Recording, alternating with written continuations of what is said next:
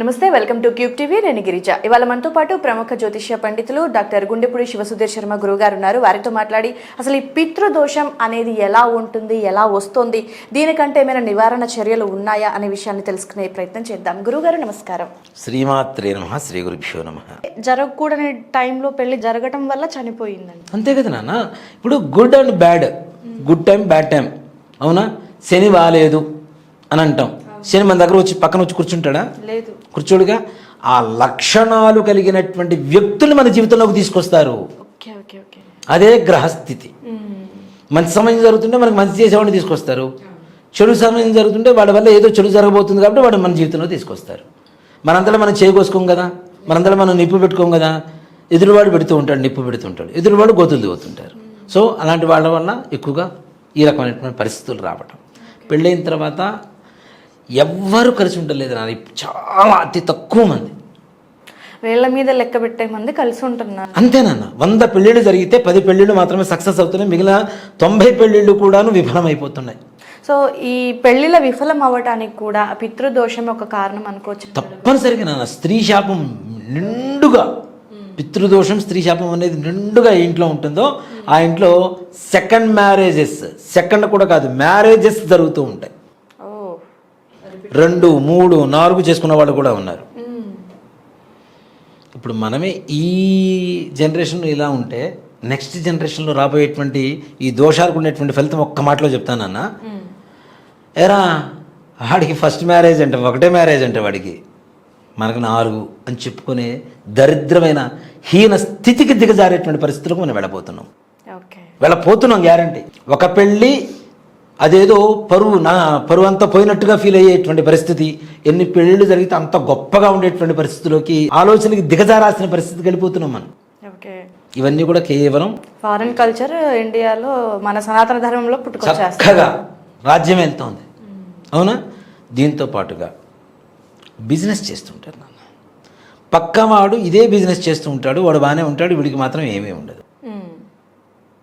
ఏ మాత్రం కూడా ఎదుగుదల ఉండదు. ఎక్కడ వేసిన కొంగడ అక్కడే, అదే రెంటెడ్ హౌస్, అదే ఇల్లు, ఇది అదే కథ. దాంతోపాటు ఉద్యోగాలు, చదువుకున్న చదువుకి తగిన గుర్తింపు తగినటువంటి ఉద్యోగాలు ఉండవు. వీడు బీటెక్ చేస్తాడు, 10,000కో 15,000కో ఎక్కడ చోట చేరాల్సిందే. ఉద్యోగాలు రాకపోవటం, ఉద్యోగాల్లో ప్రమోషన్స్ రాకపోవటం. ఎంత కష్టపడ్డా పక్కవాడు వీడు చేరిన 2 సంవత్సరాల తర్వాత వస్తాడు, వాడు మాత్రం ప్రమోషన్స్ కొట్టుకొని పోతూ ఉంటాడు. అంటే పక్కవాడి మీద పడి ఏడవమని కాదు, వీడికుండే ప్రతిభకి గుర్తింపు లేకుండా పోవటం, ఎంత కష్టపడ్డా కూడా. అలాగే ముఖ్యంగా ఇప్పుడున్నటువంటి పరిస్థితుల్లో నాన్న, ఏదైతే అప్పులు ఇస్తున్నారో అవి వెనక్కి తిరిగి రాకపోవటం, అప్పులు తీసుకుంటూ అప్పు మీద అప్పు, అప్పు మీద అప్పు, అప్పు మీద అప్పు. ఎలా ఉంటుందంటే 1,00,000 రూపాయలు తీసుకుంటాడు నాన్న. 1,00,000 రూపాయలు అప్పు తీసుకొని అది తీర్చడం కోసం ఏం చేస్తాడు, 2 లక్షలు అప్పు చేస్తాడు. ఈ 1,00,000 రూపాయలు తీర్చాడు, 2 లక్షలు ఖర్చు అవుతాయి, 3. ఈ 3కి ఇంకో 2 తెస్తాడు, 5, అవునా? ఈ 5 తీర్చడానికి ఏం చేస్తాడు, ఇంకో చోట 7 లక్షలు తెస్తాడు, 7, 5, 12. ఇవి తీర్చడం ఇలా పెంచుకుంటూ పెంచుకుంటూ పెంచుకుంటూ పెంచుకుంటూ వెళ్ళిపోతాడు తప్పితే ఎక్కడ ఏ రకమైనటువంటి ఎదుగుదల ఉండదు. అప్పుల్లో కూరుకుపోవటం, ఇచ్చిన అప్పులు వెనక్కి తిరిగి రాకపోవటం. ఇళ్లల్లో పెళ్ళిళ్ళు, ఇప్పుడు ఇంకొక ఫ్యాషన్ మొదలైంది ఏంటంటే, ఆడపిల్లలు మగపిల్లలు కూడా మాకు పెళ్ళి వద్దంటామేంటి? వంశం ఉండాలిగా, తర్వాత జనరేషన్ ఉండాలిగా. ఇలా అనుకునే మన హిందువులం ఇలా ఉండేవాళ్ళం, ఇలా అయిపోయాం. మిగిలిన వాళ్ళందరికేమో మంచిగా బ్రహ్మాండంగా 4 పెళ్ళిళ్ళు, ఒక్కొక్కడికి 10 మంది పిల్లలు. మనకేమో ఒకరు వద్దు, 2 వద్దు, ఆపై అసలే వద్దు, అవునా? తీసుకొచ్చారు, అది మన కోసమే. మరి పూర్వకాలంలో 14 మంది, 15 మంది, 20 మంది పిల్లలు ఉండేవాళ్ళు, చక్కగా పోషించేవాళ్ళు. అప్పట్లో ఈ వ్యాపారాలు ఎక్కడున్నాయి, ఈ ఉద్యోగాలు ఎక్కడున్నాయి? అయినా సరే పోషించారా లేదా, చక్కగా ఉన్నారా లేదా, ఆరోగ్యవంతంగా ఉన్నారా లేదా? మరి ఇప్పుడు ఎందుకు మనకి ఈ కుటుంబ నియంత్రణలు? ఒక మాట చెప్పాలంటే, అబ్బాయిలకి తగ్గట్టుగా అమ్మాయిలు లేరు, పెద్దమంది, ఎక్కువ మంది. అవును, అమ్మాయిలు తక్కువ సంఖ్య, అబ్బాయిలు ఎక్కువ. దీంతో పాటుగా ఆడపిల్లలు వద్దనుకోవడం కూడా దరిద్రమే. అబద్ధాలు ఆడితే ఆడపిల్లలు పుడతారట. అదృష్టం ఉంటేనే ఆడపిల్లలు పుడతారు, అబద్ధాలు ఆడితే కాదు. అదృష్టం ఉంటేనే ఆ ఇంట్లో ఆడపిల్ల పుడుతుంది. నేనేదో పాపం చేశాను, నిజంగానే నేను చెప్తున్నా. నేనేదో పూర్వజన్మలో పాపం చేశాను, నాకు 2 కొడుకులే ఉన్నారు. నాకు ఇప్పటికీ నా జీవితంలో తీరని లోటు అంటే ఏదైనా ఉందంటే నా ఇంట్లో ఆడపిల్ల లేదు. అదే నా బాధ. ఎంత అదృష్టం చేసుంటే ఆడపిల్లలు పుట్టాలి ఇంట్లో.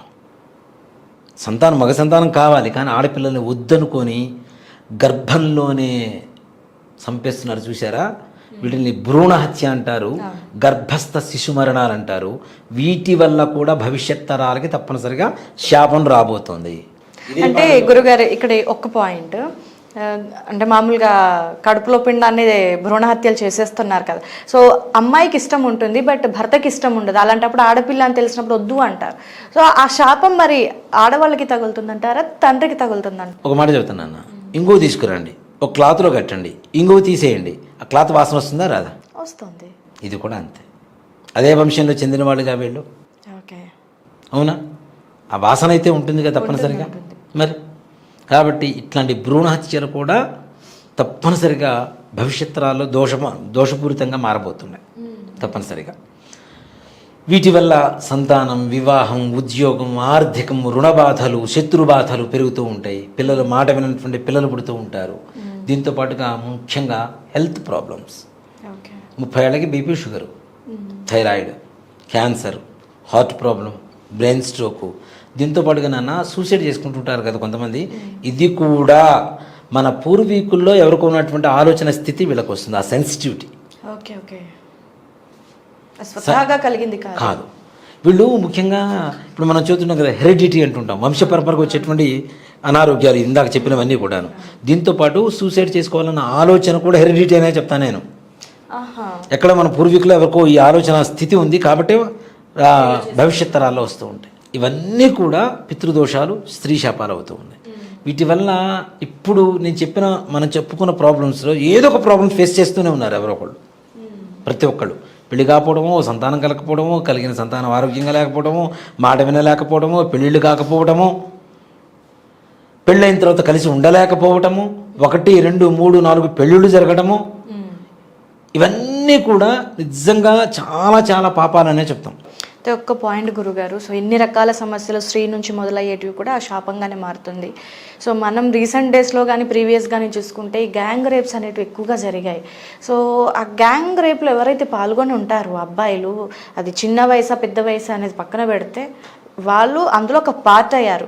సో మరి వాళ్ళకి ఏ విధంగా, అంటే అందులో కొంతమంది చూసుకుంటే కొంతమంది శిక్ష అనుభవించే వాళ్ళు ఉంటారు, కొంతమంది తప్పించుకొని చాలా దర్జాగా బతికే వాళ్ళు ఉంటారు, పెళ్ళిళ్ళు చేసుకోవడం, పిల్లల్ని కంటే ఇవన్నీ చాలా చక్కగా జరుగుతూ ఉంటాయి. మరి అలాంటి వాళ్ళకి ఈ మన సనాతన ధర్మం ప్రకారం చూసుకున్నప్పుడు ఎప్పుడు ఏ విధంగా శిక్షణ అనుభవించే టైం వస్తుంది అంటారు? అసలు మంచి ప్రశ్న.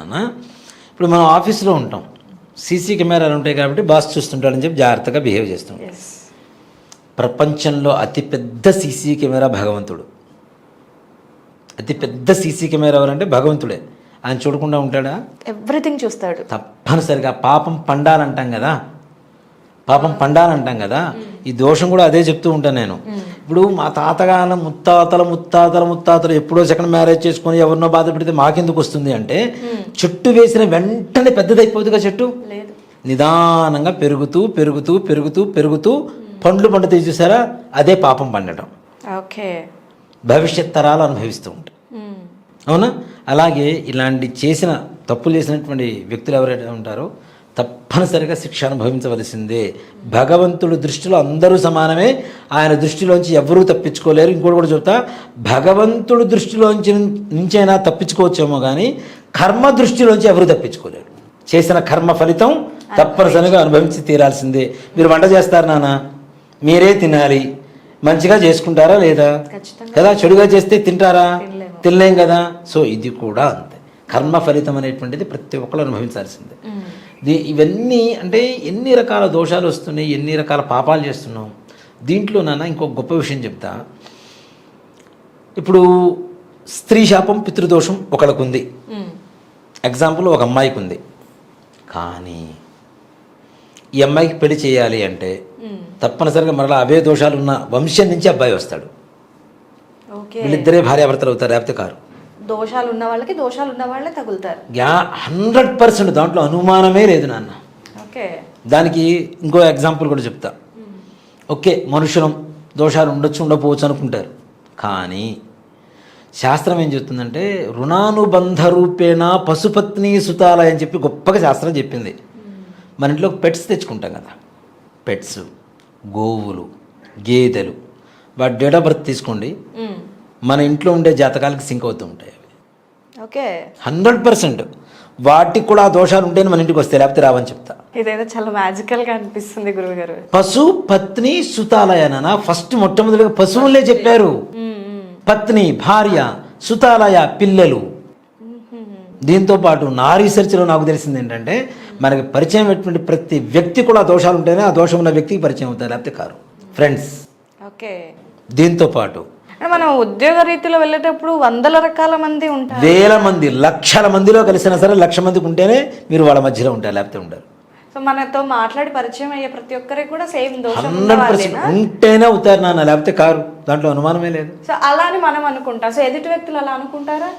వాళ్ళు అనుకోపోవడం వాళ్ళ కర్మ. ఓకే, అనుకుంటే ఆ కర్మ ఫలితాన్ని మనం ఎక్కడైతే కర్మ దోషం ఉంటుందో దాన్ని నివృత్తి చేసుకుంటూ వెళ్ళిపోతాం. ఓకే, అలాగే స్నేహితులు, దీంతో పాటు మనకి బాల్య స్నేహితులు పుట్టి మనతో పాటు తిరిగి చనిపోయి ఉంటారు, వాళ్ళకు కూడా దోషాలు ఉంటేనే మనతో పాటు స్నేహం చేస్తారు.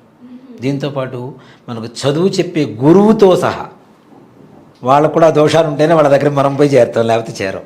ఓకే, అంటే ఇదంతా చైన్ లింక్, ఒకళ్ళకి తప్పనిసరిగా ఉంటుంది. 100 కోట్ల మంది జనాభాలో 100 కోట్ల మందికి పితృదోషాలు ఉన్నాయనే చెప్తాను నేను, లేవని ఎవ్వరికీ చెప్పాను నేను.